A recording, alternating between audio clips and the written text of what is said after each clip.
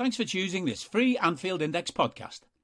If you'd prefer to listen to this or any of our other shows without adverts, then now's the time to check out Anfield Index Pro.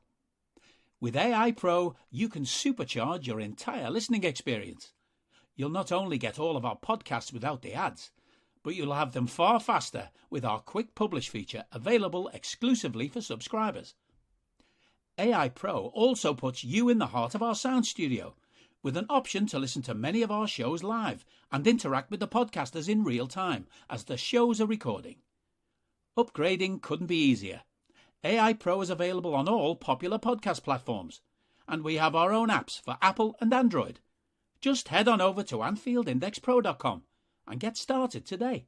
Broadcasting to you from a field here in beautiful rural Ireland, I'm Trev Downey, and this is Molby On The Spot, your weekly chance, thanks to Anfield Index Pro, to hear the wit and wisdom of Liverpool and Denmark legend Jan Molby as we talk about all things Liverpool Football Club.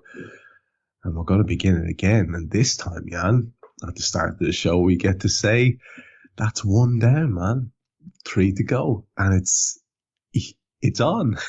So, a lovely way to start the show by talking about a win. Do you still think, Trevor, there's people, and by the way, good evening to everybody who's listening. Do you still think there's people who are thinking, it's only the Carabao Cup and we have no interest after what we witnessed yesterday at Wembley? I mean, you know, I had the argument up to the game with and this was actually people from Denmark, and I couldn't say enough time, you know, I mean, anything at Wembley that ends up with a trophy, believe me, is well worth it. And I said, you'll experience that on Sunday when hopefully we win it. And, you know, it was everything we thought it was going to be, wasn't it?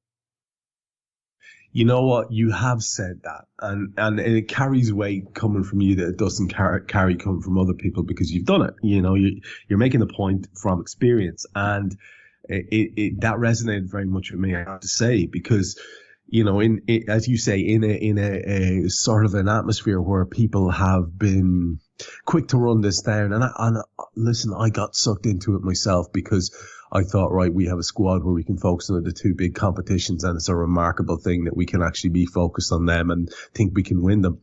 But what came out yesterday, Jan, as far as I was concerned, I think Klopp alluded to it, but what came out yesterday was the pent up sort of frustration and annoyance and upset of not being able to celebrate properly when we won those big competitions because of various other things, specifically the league.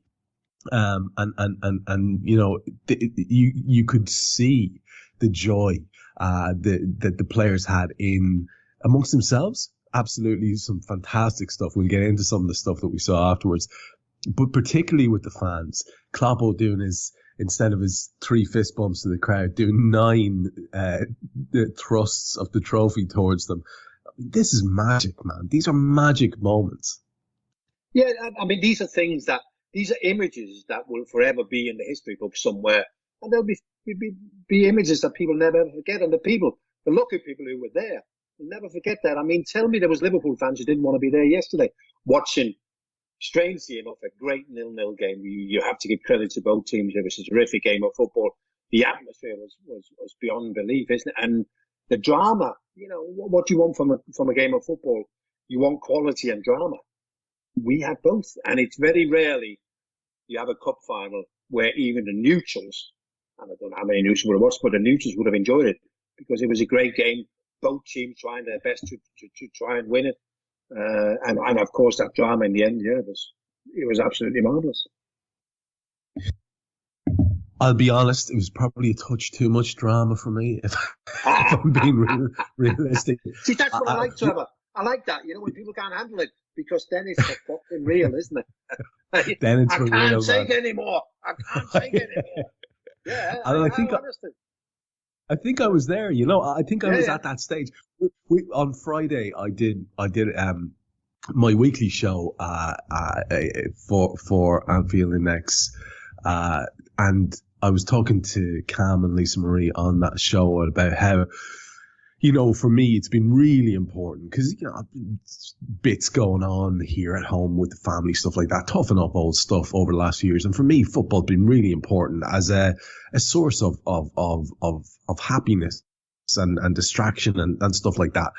And I really try to lean into that. You don't always succeed because, you know, if they lose, your weekend's buggered. That's just the way it is for a really dedicated football fan. But I was trying to focus on joy and happiness, and that's what I'm trying to get from this team. And that's what I've been trying to get from my football over the last few years, specifically with Klopp, and to really try to enjoy it.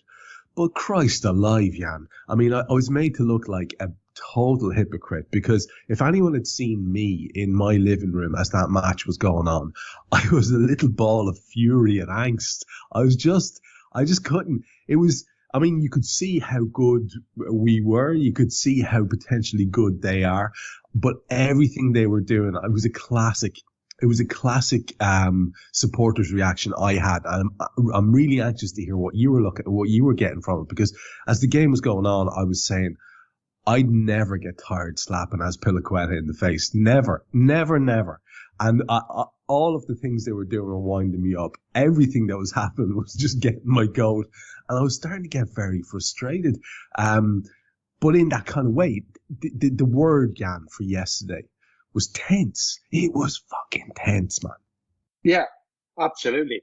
And you know, when you talk about, you had that feeling before that you couldn't take any more, just think of how the Chelsea fans felt. Because all their penalty takes, every one of them, the Chelsea fans knew if they miss, they would have lost it. So their chances would have been even worse. You talk about Azpilicueta. I think he took over from Ander Herrera, who used to play for Manchester United. He was the one where you thought, I will never get fed up giving him a little slap. Azpilicueta is the same, but I guess he's one of those, Trevor. If he's with you in your camp, you just love him. You know, the boys won everything in the game. I saw a stat, an incredible stat the other day for the defender. You know, he's never made a mistake that's led to a goal. So, but yeah, he is annoying. He really is annoying. There's no two ways about it. Do you know all them things, Trevor, you described before? They are for the living room while you're watching the game, aren't they? You know, all those things where you're screaming and then once the game's finished and you kind of analyze it and you take a step away from it, isn't it? You come away from all those emotions, isn't it? But that's what it's like during that game, isn't it? You know, that's why I always say to people, like, stay off Facebook and stay off Twitter and whatever during the game, isn't it? Because you just can't control where you're going. At the end of the game, leave all those feelings in the front room where you watch it, and then be a bit more sensible, isn't it? But stay off it during the game. But obviously, plenty of people don't. But I can imagine the fun that people had. You know what I mean? But yeah, it was an incredible game. I didn't expect it to be as exciting as it was. I didn't expect maybe Chelsea to show what they did, and I maybe didn't expect it to create the chances that they did, isn't it? But yeah, it's another one in the bank where you go. It's another one in the bank for those finals that we will never forget. I mean, we've played a lot of finals over the years, and we have some, without being rude, we have some instant forgettable finals. Even some of the ones we won that people don't remember because they lacked intensity, or you know, there was no really it wasn't close or exciting or whatever, isn't it? But yeah, this one is another one for the record books, for the memory bank, even though it was 0-0. You know, you're so right, because the biggest trophy, in my estimation at least, of the Klopp era, the Champions League, I mean, that was a dog shit game. It was awful.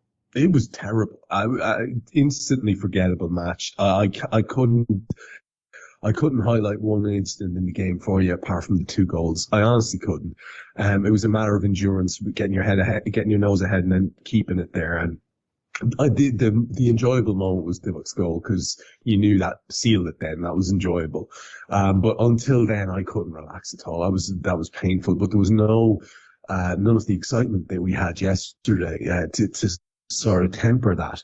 And just before we get into some of the details of the match, can I just sort of get, just for listeners of the show, a read on it? Atypically, you weren't at the game for once. Isn't that right?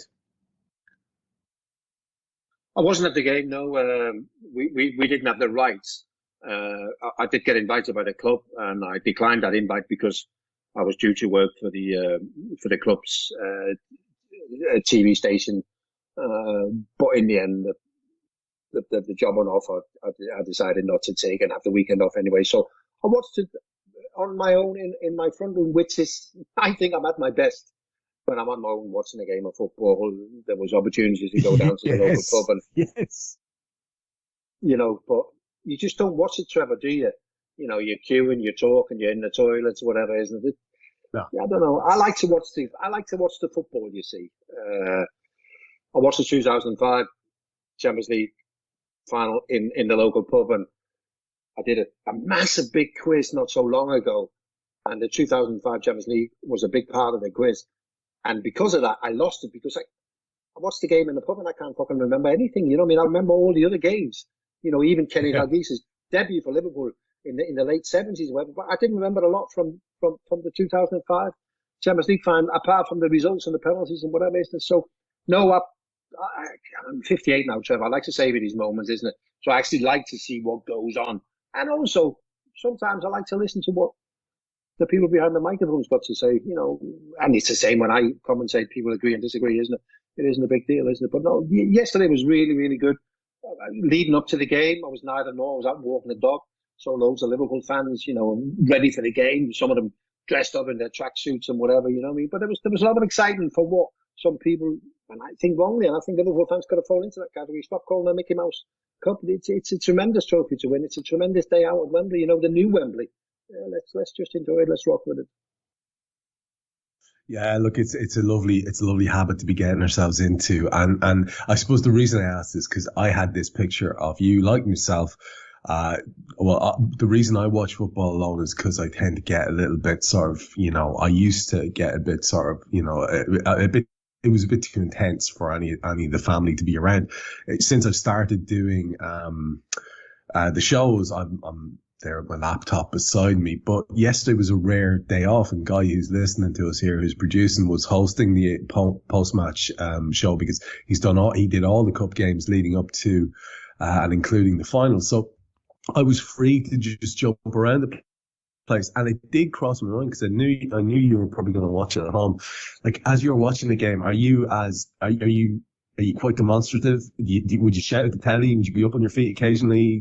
Do you walk around the room? Do you do a bit of pacing? What was Jan Molby watching the big Liverpool game on his own in the front room look like?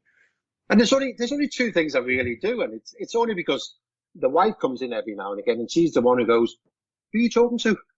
Well, technically, no one. You know, I'm just talking to myself. You know, and then every now and again she goes, "The language out of you," and that's not in any kind of sentence. That's just fucking hell. What's that? Fuck off. You know what I mean? It's kind of that sort of, you know, you know. No, I'm not one. I don't jump up and rant and rave and whatever, but I do talk to myself, and I do swear under my breath a little bit. You know what I mean? So you know, but it was a bit, you know, people. I was a bit like that as a player. You know, it took a lot for me to maybe show how much it meant everything. You know what I mean? But maybe I wasn't. Some people are just better at letting it out, aren't they? Some people have got, you know, some people got all the moves. They can do all the dancing and they look happy and they do all these silly things and whatever. And I just always have sort of a calm, reflective moment when things are finished, and there's obviously only ever two outcomes: you either win or you lose. And I always spend that to sort of, you know, just to sum up or just experience, whether that's being part of it or watching it is. And that's kind of how I deal with it. You know, that's the reserve we've come to associate with you on this show, and also a level of balance to it as well. And I mean, you know, for what it's worth, I can relate. There was a few choice expletives being hurled in the direction of the TV from where I was sitting yesterday when they ruled out a second goal in a row for Joel Matip. That was just cruelty of the highest order. And you know, I got suckered into the whole thing of celebrating as well. Like, you know, I've become very wary and cynical since VAR has come in. Like, it does take the good out of it a bit, I'll have to say, because you're kind of waiting and watching, and you don't commit fully to the moment of joy for the most part, unless it's someone hitting a cracker from 30 yards. You can't really commit because you're always worried. But the endless replays, good God. And the final decision, it's a controversial moment from the 90 that I wouldn't mind starting off our little analysis of the match with, because a lot of people have talked about it. And, you know, I saw Dermot Gallagher, the man with two accents. I don't know if you've paid attention to this, but when he's talking to Irish people, he sounds like an Irish lad.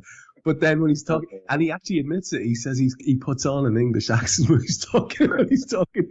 Very strange, but fair play, Dermot, whatever he wants to do. And he's Sky's go-to guy for their referees analysis on the day after, and he reckons it was quite a logical decision. Stuart Atwell on the day obviously decided to call it against Liverpool, and from what I can work out, as far as I know, it was because Virgil van Dijk was in an offside position and interfering with play. And I suppose if you follow letter of the law, maybe you can sort of take that one. But in the heat of the moment, it felt very, very harsh indeed. With time to reflect, what's your take on that call? Because it came, I suppose, actually, just for clarification, it came on the back of that really awful Manchester City handball decision. And an awful lot of talk about Chris Kavanagh and a few other people who have given absolutely woeful decisions against Liverpool that weren't sort of iffy or could have gone either way. They were just scandalously bad. Like that Manchester City handball decision was scandalously bad. The kind of thing that actually makes people, just middle of the road pundits and commentators, just go, that's ridiculous. And what's the point of this thing? It really undermines the whole purpose of the thing. And so I had that, and it was all built up in my head. And then, Joel Matip and a moment of joy is disallowed. And I could not get my head around it in the course of the 90 minutes and even in the aftermath.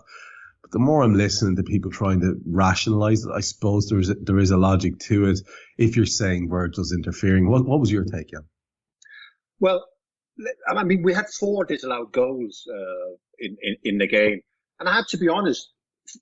You always think VAR because you know it's going to get checked, but I have to be honest. I thought 2 of them would be allowed to stand, and Matip being one of them, and the Kai Havertz left foot shot.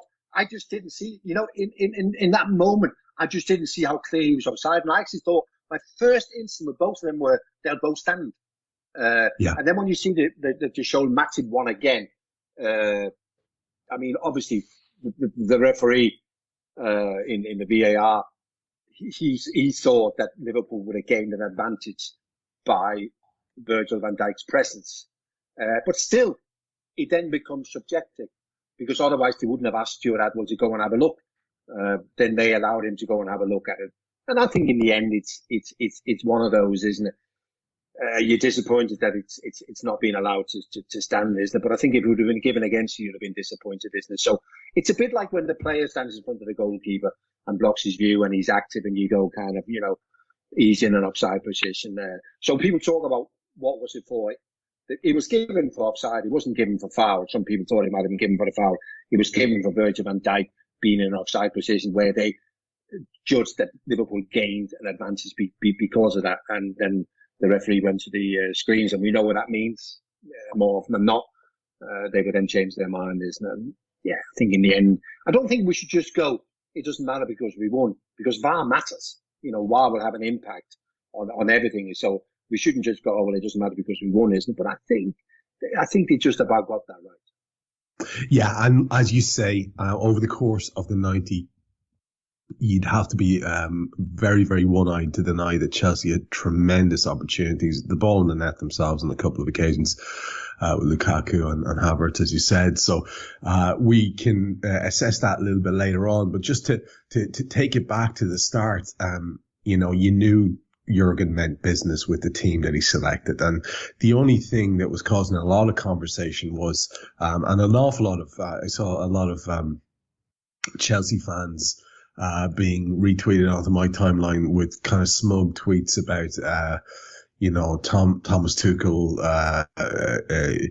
it was Kepa, wasn't it, who had been in for all the rounds up until the final, and he puts in his main man, Mendy, for final, and Klopp doesn't, and it was kind of sneering kind of tones about that.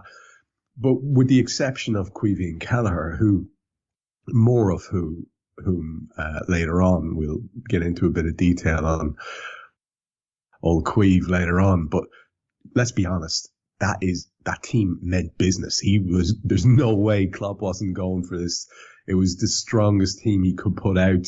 I think, considering a couple of the injuries, and then the setback of Thiago being injured was a big kick in the face. And It went against us, I think, because they really had us in the back foot for the first 15 minutes or maybe even 20, where we couldn't seem to do anything right. We were very disjointed, second to everything. Their intensity and pressure was so much greater than ours. But apart from the keeper selection, you'd have to say Jurgen was clearly going for this trophy. And, you know, when eventually we started to play our ball, I was very optimistic then after that opening section where we did look rocky, and they did look like they were far more coherent and forceful and energetic. You know, it was quite a shockingly slow Liverpool start, wasn't it? Yeah, it was in many ways. It was a very unusual way for Chelsea to start a game, but they came flying out the blocks, and their front three really squeezed up and tried to put us under a lot of pressure. I don't know whether that would have changed with the news that Thiago wasn't playing. They thought we might be able to catch Liverpool a goal a little bit there. They don't have that midfield control that we sometimes experience when we play against them. So they went at us.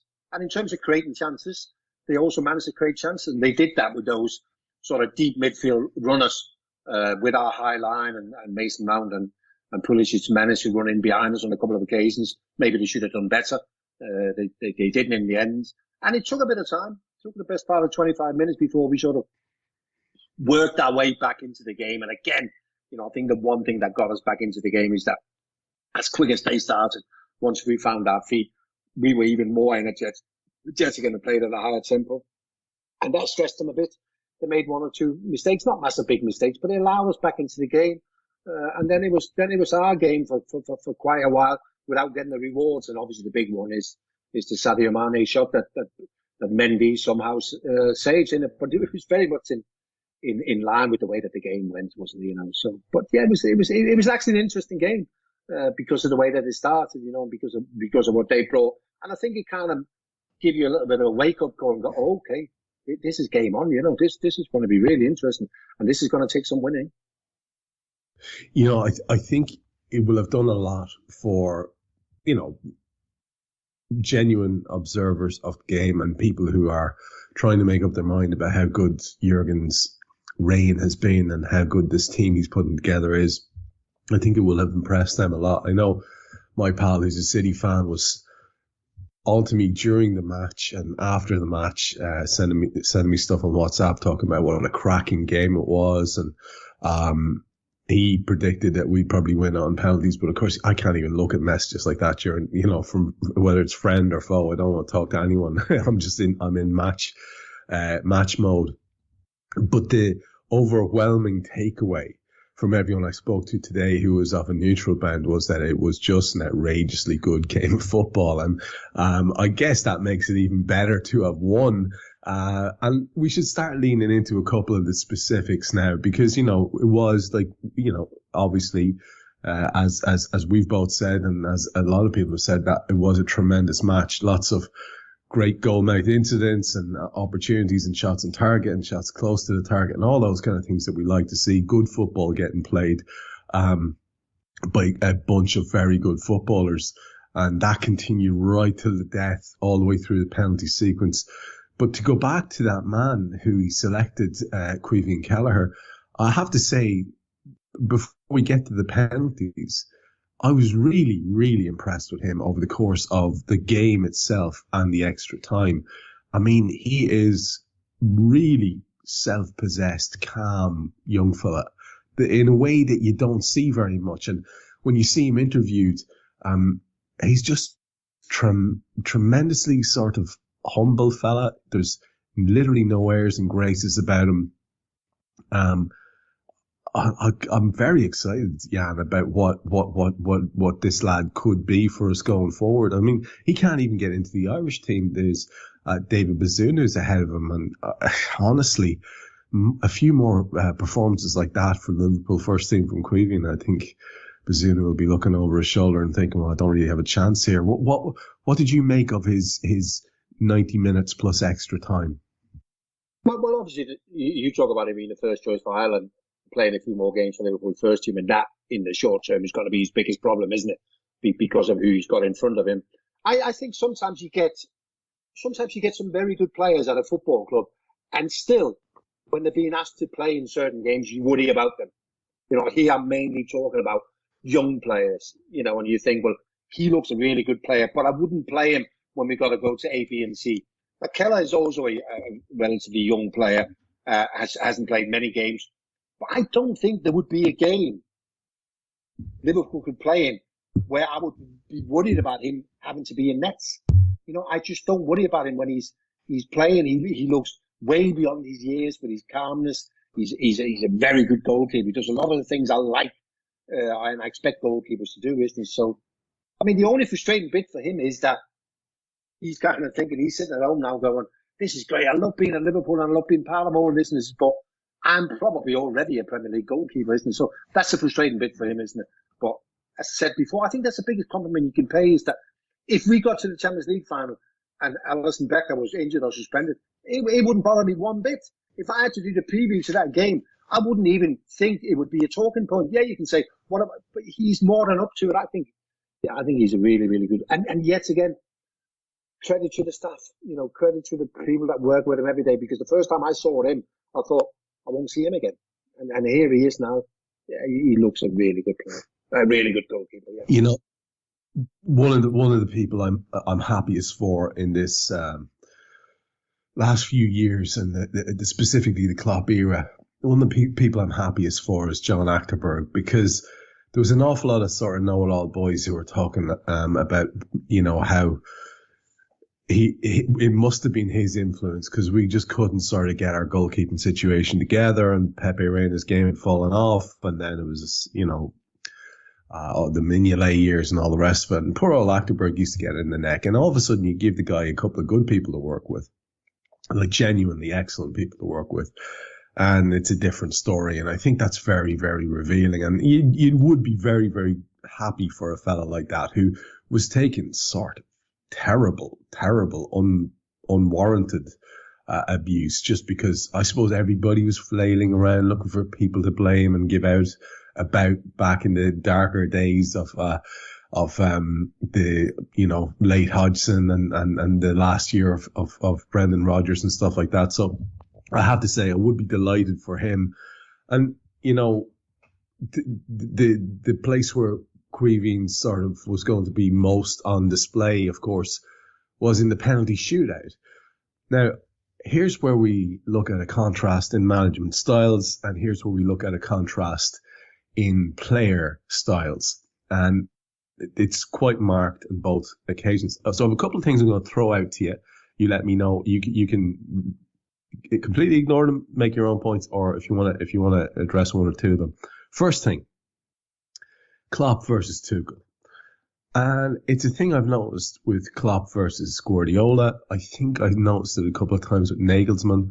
It can happen where the opposition manager looks to overthink it when it comes to facing up against Jurgen Klopp. I don't know if it's because there's a sort of perceived simplicity about how Jurgen goes about things, which is really kind of condescending. That's bullshit, you know, but I don't know what it is, but these guys think they can sort of tactic him into oblivion.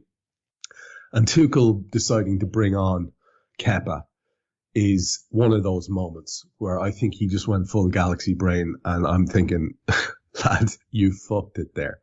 That's one point. Point two then is look at the lad who comes on. And there's two parts to this. One is Stuart Atwell. What sort of a referee or official is he that he can allow that guy to get away with his blatant intimidation tactics every single time? He should have been yellow carded the first time, and that should have been it. But no, every single time our lads had to put up with him and his bullshit. And the look Virgil van Dijk gave him, I think Jan summed it all up beautifully. And could you think of a more perfect way for it to end than Queeveen scoring his penalty and Kepa, who had indulged in all that bullshit, skying his in the way that he did? So a contrast of two managers and a contrast of two players. Talk to me around about those two ideas, if you would. Yeah, I mean, the Kepa bit is the karma bit, isn't it? You know, I mean, I kind of, it wasn't Kepa's decision to come on, was it? That was Thomas Tuchel's decision, and then the goalkeeper's gone on and tried to do the best he could in whatever way. But I think the thing with Klopp is that, and you mentioned it, you do simple things well, you're going to go a long way. And that's exactly what Liverpool do. And I think managers, top managers, look and go, we know exactly what Liverpool are going to bring, because very rarely do we change, but we just do it so well, it's almost impossible to deal with. So yeah, maybe this. I have to be totally honest with Trevor. I've been at games in the past that's ended in penalty shootouts, and sometimes I have said, if I was the manager here, I would be tempted to change goalkeepers. I think the goalkeeper on the bench might be better, or whatever. But it never happened until Louis van Gaal did it in 2014. I think it was 2014 in the World Cup. And I went, that's what I've been on about for all them years. The boy's a genius, isn't he? So the decision in terms of that was obviously made days before the cup final. If we get to the penalties, this is what we're going to do. And they will point to stats. I just think that, and I even heard the commentator talk about when the 120 minutes was over, and then I've got to pick the penalty takers. And Gary Neville went, and this is now the time where you look at the players and you ask the players who fancies it. That's not how it works anymore. That's how it worked in my day. You get to a penalty shootout and go, who fancies it? That's just not how it works today. They would have worked that out on Friday. They would have known exactly that if you're on that pitch, you're expected to take a penalty, and if you're not, whatever, blah, blah, blah. And I have to be totally honest, in terms of penalties, once we got beyond the first 5, and then you're into players who never take penalties. They don't even take penalties for the national team. I never worried about one Liverpool player beyond the 5th one. But every Chelsea player that went up, I was slightly worried. I was thinking, whoa, I don't fancy him. I don't fancy him. I don't fancy him. To be fair to him, they did a really good job. Kelleher, I didn't worry about him either. But I didn't think he was going to take the penalty the way that he did. He took the penalty like he took 100 penalties. I thought he was just going to do what goal. I thought he was going to do what Kepa. Kepa, instead of taking the penalty, took a goal kick and fluffed it over the line. I thought Keller would have done the same. He would have just blasted it, because that's the way a lot of goalkeepers do, isn't it? But his penalty, it was just unreal. But I do agree with the Kepa antics. But maybe that's part of why they brought him on. I thought, if we have a guy who can upset them and bring them off their concentration, but this is this guy with all his antics, isn't it? And I do agree with the referees here. They've been so much easy. The referee's got that power with a single card, hasn't he? No more of this pissing around, isn't it? And that's what I meant in the end when I said that's the karma bit, isn't it? He just didn't get what he was meant to do. Face 11 penalties, you're a penalty saving expert, and you didn't get anywhere near any of them, eh? Yeah, exactly. And you make a good point. It's not his fault that he's brought on. And so that's not the reason I'm annoyed with him. I'm not even annoyed with him that he tried to shithouse once. I found myself, getting very annoyed as it's allowed to go on. But most of that annoyance is as I'm watching the game, is directed straight at Atwell, thinking, it's just not right that, that should not be let. But anyway, it is what it is. Do you think, Trevor, the referees at that stage, penalty shootout, they stop refereeing? All the referee does in a penalty shootout is blow the whistle, isn't it? Because you got the assistant referee on the line, and then you got VAR take or anything else controversial. So it's almost as if they stop refereeing it at that point, and they go, all I've got to do here now is blow the whistle. Actually, that's a good shout, That's a good shout. He's officially he's literally on the beach. Yeah, I know what you mean. Yeah, I know what you mean. That's very possibly it, because the little sort of soft soap when he was doing every single time. I'll tell you, to use an analogy from my place of work, it reminded me of one or two colleagues I've had over the years who sort of keep saying things like, now stop doing that. Now stop doing that. Now, come on now, lads, stop doing that. And you can imagine the crack that lads have just absolutely taking the piss out of teachers who carry on in that regard. It just seemed that way. It just seemed like the ineffectual school teacher to me. And Kepa has the head of a young secondary school kid. He's a very, very young looking man. And listen, at the end, the celebrations we've already touched on. But what's happened is over the course of, the hours that passed after the final whistle, and I know you're not a big man for social media, but it's very interesting. I'm sure things get pinged on to you via WhatsApp and whatever. And you do see that it looks as if the lad in the field here in rural Ireland is not the only man on the up the 4 trophy Reds. Let's win the lot. Because Mo Salah tweeted one down, picture of him with the cup, and Trent Alexander-Arnold tweeted something similar, like, that's one step or something like that.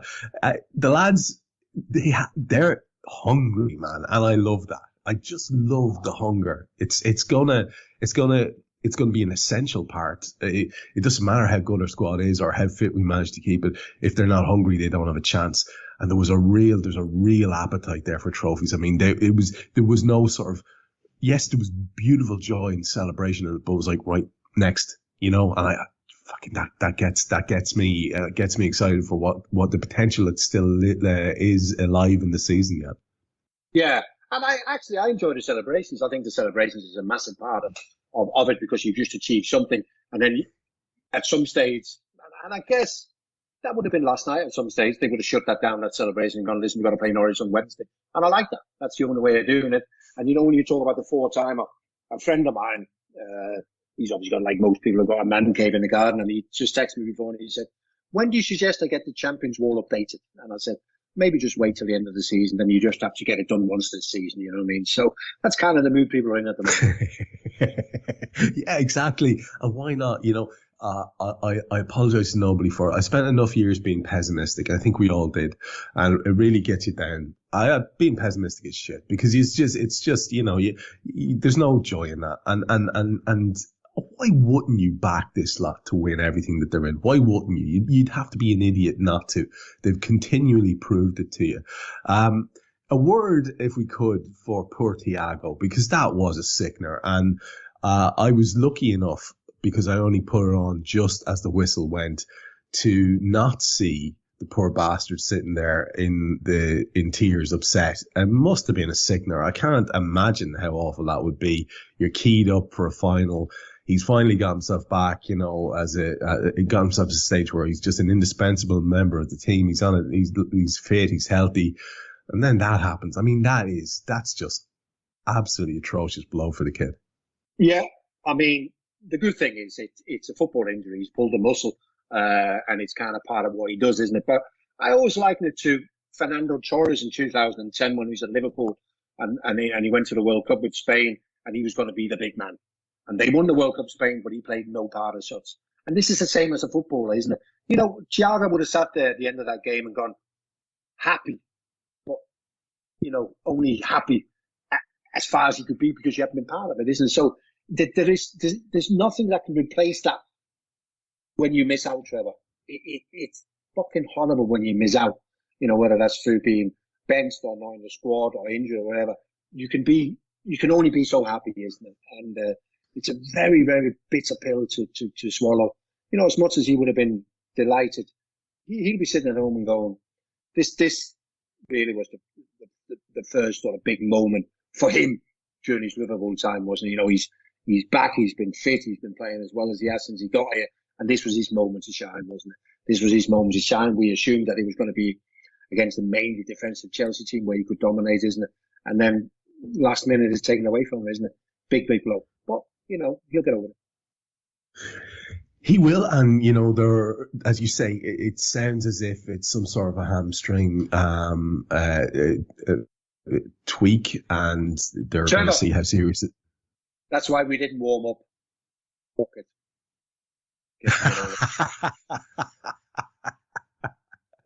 Yeah, bit of light stretching, Jan, and straight into it. Let's have it. And a cup of tea with a bit of sugar in. A cup of tea with a bit of sugar, yeah. I'll let you Stevie Nickel where you want your crisps and you fucking full fat Coke, but only 2 pounds. Full fat Coke, please, yeah. I mean, look, it's a beautiful start to the season in terms of success. First obstacle that we began, we have completely succeeded in overcoming, and that is a tremendous thing. I think I've said it all along. I think you have as well. You can't get enough trophies, and as you said as well, I think it bears repeating the significance of it being at Wembley and getting into that habit is a wonderful thing as well. But the season rocks on, and the games have been coming thick and fast. We didn't even get a chance really, and we don't really have the time on this show to reflect on what was an outstanding win against Leeds, 6-0 victory I mean, that in and of itself should have probably did have a bit of a psychological effect. You would have thought in Chelsea, so they must have been thinking, oh Christ, don't like the look of this. And certainly you would have thought it possibly would have against City as well. And, you know, less said about City's result at the weekend, the better. We'll just leave that there. But what I would like to say is, just to mark it for the sake of it, the parting of the ways with Bielsa and Leeds. I spoke today to a 50-something, mid-50s-year-old Leeds fan. He's been there from the glory days in the 70s onwards, and he was disgusted, man. He was disgusted at the way that it was done. It came across very much as Bielsa had been sacked, and then they seemed to be talking out of the other side of their mouth and talking about, you know, some kind of a statue or a tribute to Bielsa. It does seem like a very quick turnaround from where he's, you know, the absolute main man, and they've got that beautiful old trophy they're lifting, and they're on their way up into the Premier League, and they're being feted in the Premier League. And then, okay, it's a tough time, but do you get rid of a fella like that? I mean, especially when he's committed to them and he's never done that before. It seems a bit of a strange one, man. It just seems like the Premier League knee-jerk thing to do, and I'd like to think I was hoping they were a bit better than that. Yeah, I think a lot of Leeds fans would have hoped exactly the same. What kind of what you read in between the lines is that, you know, for them to have a chance of staying up, they felt something needed to change, and they knew it was never going to be Bielsa. He plays the way he plays, so he's never going to change, and they felt that they needed to change. So they're now talking about bringing in Jesse Marsh. I like him. I think potentially he'll be a top manager, but I don't think he's done anything as of yet to fill me with confidence that he might be the right man to do the job that's required at Leeds right this moment in time. Their main man, Calvin Phillips, who's been out injured for a couple of months, he made a good point just before Christmas when in an interview he said, the problem we got in the second season is that we're no longer new. Everybody's seen what we got, and we don't change. But we sense that the people we play against change, and that's where we struggle, you know. So I think it's sad. He will get, I mean, they named beer after him. They named streets after him in Yorkshire, and I'm sure there's going to be a statue, because it's much more than him just being a football manager. There's a lot more to this man, and I think the tribute that the Leeds players pay, it's more about the impact they've had on them as human beings. So hat off for the job he's done. 66. I've got a feeling he might return to Argentina, and maybe this might be the end, isn't it? But I think we were blessed that he was here for a little while. Is he a top manager? If you measure top managers against trophies, then he's not. But you ask any Leeds fans, they'll disagree. They'll tell you that he's the best they've ever had. 100%. Yeah, it just seemed like a strange one. I was very anxious to get your take on it, and I'm glad he did, as ever. We do have two games coming up, which are Norwich in the FA Cup on Wednesday. That's the evening after tomorrow. And then we have on Saturday at 5:30 at Anfield, West Ham in the Premier League. And we should give a little bit of time to both. Starting with the Norwich game, and because of the way the match went with the extra time and all the rest of it, and possibly as well, you know, the Thiago absence for a couple of weeks at least, maybe there's going to be more of a reshuffle now than I would have initially thought, because you know, I'm big into Jurgen's thing with rhythm and that we are very much at our best when we're playing every few days. I think that's unquestioned. So I would initially have thought, you know, looking forward to the fixtures from afar, maybe 2 or 3 games ago, that there wouldn't have been a massive shake-up here in terms of the selection. But I think now there might be. I don't know, does Kelleher get the nod in the FA Cup as well? That might be just a step too far, and I'm not sure. And I don't mean in terms of the status of the competition. I mean just that, you know, that Ali might have something to say about that. But there's so many lads who could come in and start now. You'd imagine, for example, you could see Konate and Gomez starting, and no one could be too upset about that. But can you really leave Virgil van Dijk out when he's in the form he's in? Fabinho, is this one of the games where you rest Fab and maybe play Hendo in the 6? I don't know. there's a lovely selection headache for the manager now. You would imagine, I guess, is that he'll go as strong as he can go, which is going to look something very like Sunday against West Ham. So with the quick turnaround, do you see a big change? Do you see a lot of these guys coming in, Minamino, Origi, the likes of those guys, Ox? Do they get their game against Norwich in the FA Cup? I couldn't help it, Trevor, but rhythm is a dancer. You talked about it. It's a great song, isn't it? Yeah, Trevor, I do, yeah. I actually spent a lot of time thinking about that today, the team selection. And I think he's going to go all out changes.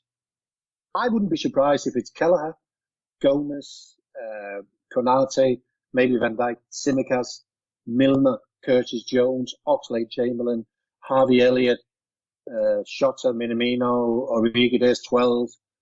It wouldn't surprise me at all. Would that have changed whether we won the cup or not? I'm not too sure.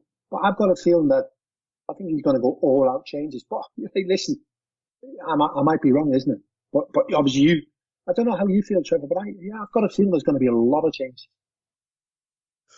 The only thing that would worry me by a lot of changes is, like, you know how invested I am in this potential quadruple. So, I mean, I don't want to see us putting anything on the line here. Once we have a bench that looks like very solid, where you've got the likes of, for example, I wonder would Diaz play this game, because I think he was very, very impressive again. I think an awful lot of people, I mean, he was so good in the previous game, and very good in the final as well. And a lot of people were seeing him for the first time in the final. For example, I was watching Sky, and Gary Neville had obviously never seen him before, and he couldn't get over him. And I mean, he's played better for us than he did in the final, but he was still obviously very good. And Neville was so impressed. I wonder would Diaz play?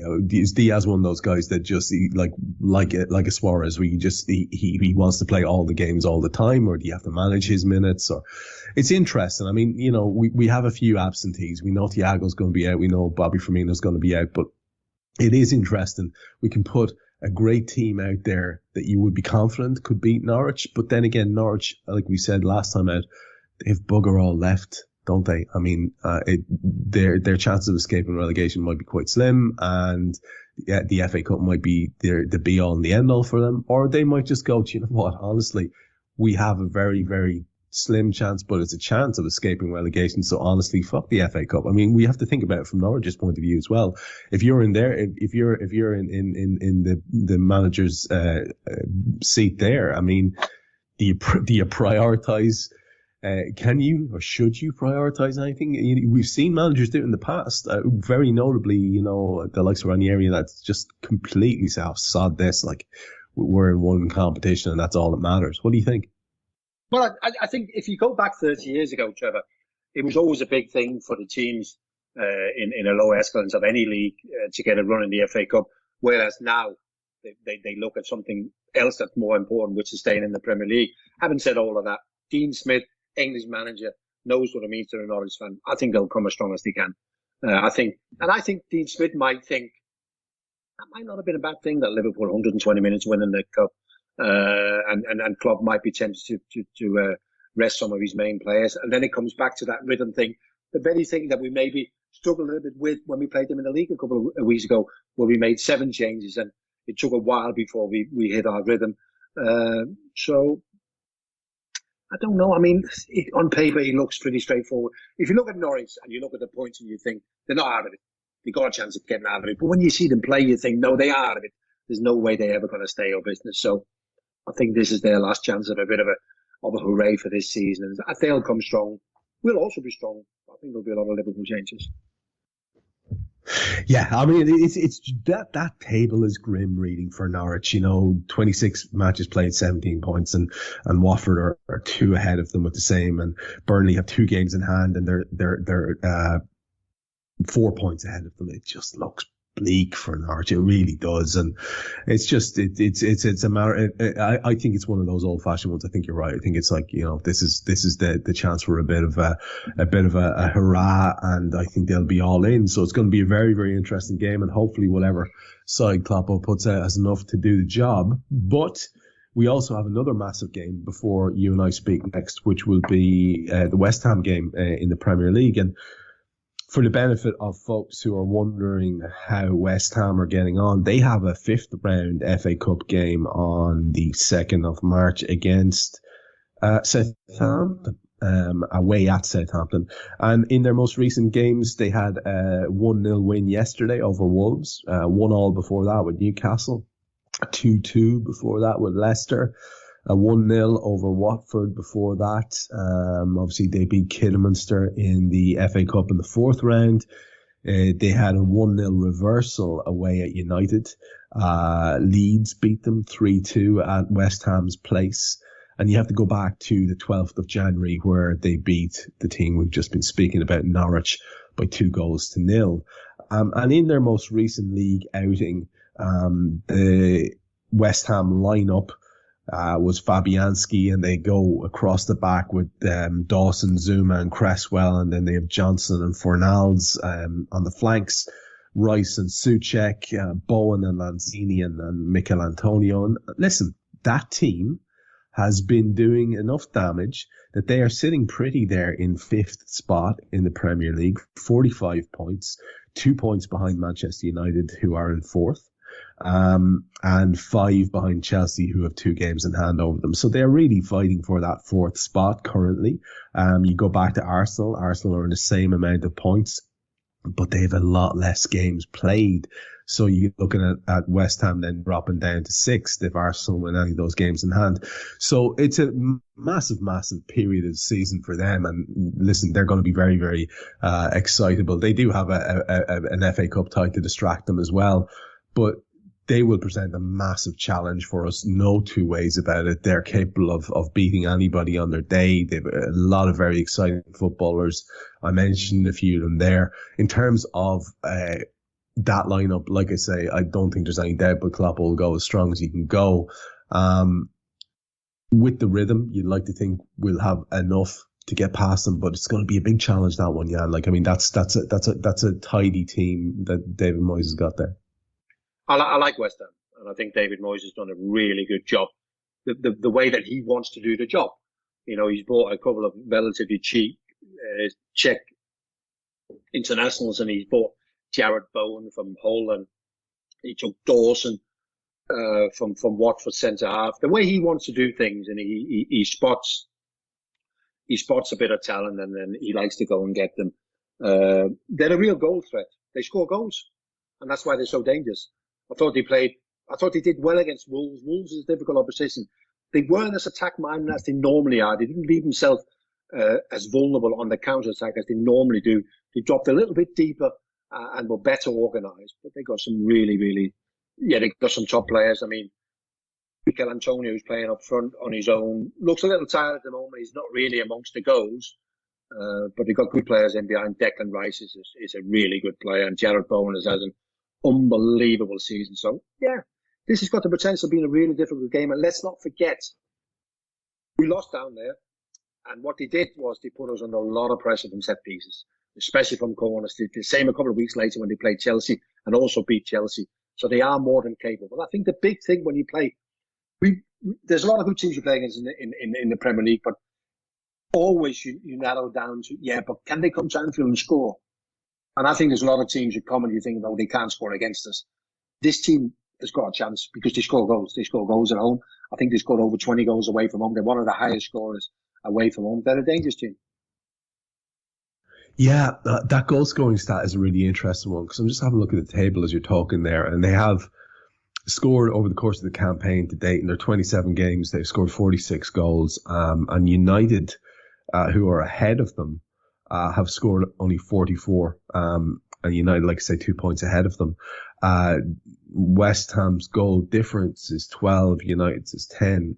But again, it's just by dint of a better 2 more draws over the course of the season for West Ham, for United for West Ham rather than for United, and that's basically the difference.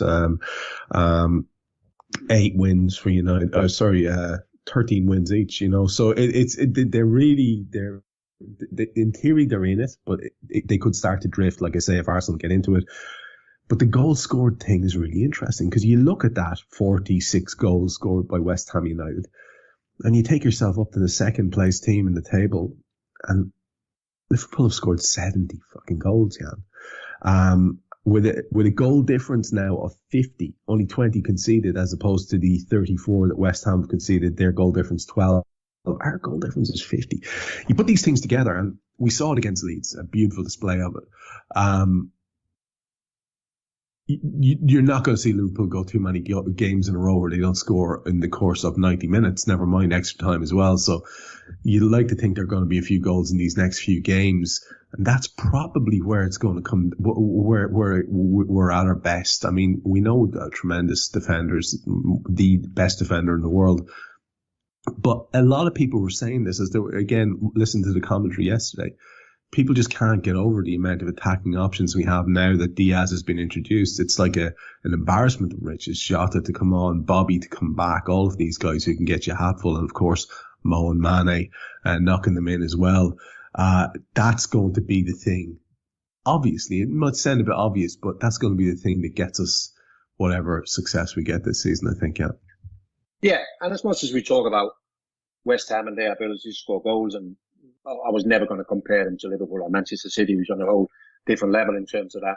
And I don't think it's going to be a game where you're going to say, well, okay, we'll have to outscore them, because I don't think they're capable of getting that many. But I think they are one of the, sort of, when you look at a team, you fully expect to win, but they are a threat because they score goals, isn't it? So, yeah, I mean, when you look on Sky Sports, Trevor, and you see the top scorer in the Premier League, number 1 is Mo Salah, number 2 is Jota, number 3 is Mane. And when you look at the assists, we've also got the top 3 assist makers in the Premier League, which just gives you an indication of the way that we play the game, isn't it? We just create and score so many goals, isn't it? But this game, in fairness, got a chance of having a few goals in it, that's for sure. So on the balance then, just to wrap up like we usually do, Norwich, how do you see that one going? As I said before, I think there'll be changes, but I think we'll beat them 2-0. Okay, and that tight game or potentially tight game we talked about against West Ham, how do you see that one going? I just think we're going to be motivated, Trevor. The ground is going to be full of energy. 5:30 on a Saturday, 3-1. Lovely stuff. And we have been all around the houses. Nice to be able to talk about a trophy on Molby On The Spot. Long may that tradition continue. Since we've started doing the show, it's been nothing but wins, and it's been a pleasure for myself and Jan to talk about them. And hopefully it's been very enjoyable for you to listen to Jan talk about them as well. We will be back to talk with you about the next 2 Liverpool fixtures and reflect on 2, the ones we've just been discussing against West Ham and Norwich. But until then, for another show full of the usual insight. Thanks very much, Jan. Yeah, it was great, Trev. I mean, it's always great on the back of winning the trophy, isn't it? By the time we speak next, hopefully we'll be in the 6th round of the FA Cup. And whatever we think of Manchester United, next weekend, City are playing Manchester United. It's a local derby. Anything can happen. You might never know how close we might be in the league. That's it. It's exciting times, my friend. And like I say, stick with us, listeners, because we're going to take you through it for all that we're worth. And hopefully it'll be a long run and a silverware-laden run as well. We hope that. And we hope you stay with us for it. Thanks to Jan Molby as ever. Thanks to Guy Drinkle for producing. I've been Trev Downey. This is Molby On The Spot, and we'll speak to you soon. We hope you enjoyed listening to this Anfield Index show. Please be sure to subscribe to our channel so future podcasts find their way to your device automatically. There's nothing quite like fan engagement, and we'd love to know what you think of anything discussed on this show. The best way to get in touch is over on our free Discord community, where both podcasters and listeners debate the hottest LFC topics 24/7. Sign up free now at AnfieldIndex.com/Discord. You won't regret it. You can also follow us on Twitter at Anfield Index and find us on Facebook by searching for Anfield Index. Oh, and before you go, we'd love it if you could leave us a 5-star review on your favourite podcast app. It only takes a couple of seconds, and it means the world to the people who create these free shows.